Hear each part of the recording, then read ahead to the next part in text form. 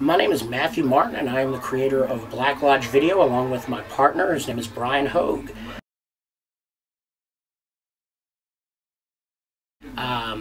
Together, him and I both actually went to college at the University of Missouri in Columbia, and there encountered a rather strange couple of video stores.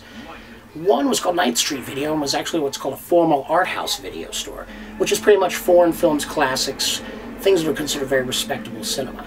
Not too far from that was another store called Big Lizard that was what's called an underground video store, which carries a lot of strange and offbeat and rare titles. It was at that time we decided we would love to see a store that was actually both.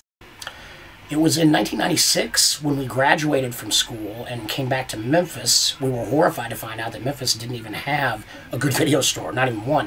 It was pretty much just Blockbusters, and the last of the mom and pop stores had died off. This was the tail end of the video cassette era and the beginning of DVD. And also, you know, the pre-Netflix, pre-Redbox era. So, ourselves, you know, if we could just combine the two ideas of that old store, we'd have something that nobody really encountered before, which was like a massive film library. We actually didn't think many people would care originally, which we were vastly wrong. But when we decided to put it here in Memphis, we asked ourselves, where could we do this? And the really only answer was Cooper Young. Cooper Young and Central Gardens and the Union Corridor, in our opinion, was probably the only places that could have enough of the kind of people who would be interested in such a vast catalog of films, and at the same time would be able to tolerate more radical cinema. And by that I mean just strange offbeat titles from the distant past, which people hadn't encountered. A lot of people would immediately think were something really bad, really were just something, you know, cheesy, fun, playful from the past. So, point being was that these films needed to go somewhere where the people could appreciate them, and Cooper Young was that. This was before Cooper Young had blown up into what it is now, so there wasn't many businesses here yet. So we just were able to find a place pretty cheap and just set everything up to see what would happen. We were quite surprised within 6 months that we had gained such a following so quickly. We didn't realize Memphis needed cinema so badly. And, of course, the Blockbusters died, and Netflix rose, and Redbox came not too far after that.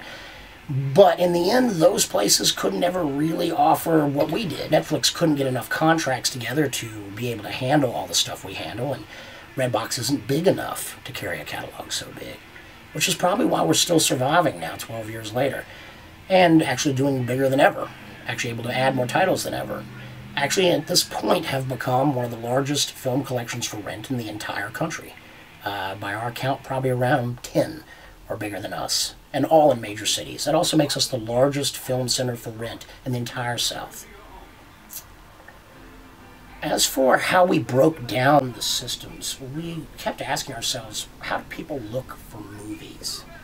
The general way a person who's quick to will just scan new release and whatever looks good go for, but people who watch a lot of films, or people who are really picky, need more choices. And we asked ourselves, the standard way of breaking down a store hold? The old school way of comedy, drama, horror is just too broad. We needed to focus more, and so we began the idea of grouping, then subgrouping, and then subgrouping on top of that, and even occasionally isolating directors that we thought actually people wouldn't like to know. What else have they made? When we were quick to find people did think about their film that way. There were people who said, I love Martin Scorsese's Goodfellas. What else has he made? I had no idea he made this. Or when we created subsections of classic horror, but then breaking it down into specific people from it, all of a sudden, wow, I had no idea Bela Lugosi made so many movies nobody heard of. Wow, these are fantastic. And I think people eventually were drawn to that. People were drawn to the idea that, wow, so many choices in one place. We also were the first to innovate the idea of no late fees, which was a staple of video stores literally for decades. In our opinion, and through actually real research that was done, showed that any video store that charged late fees, one of those 4 people will never come back.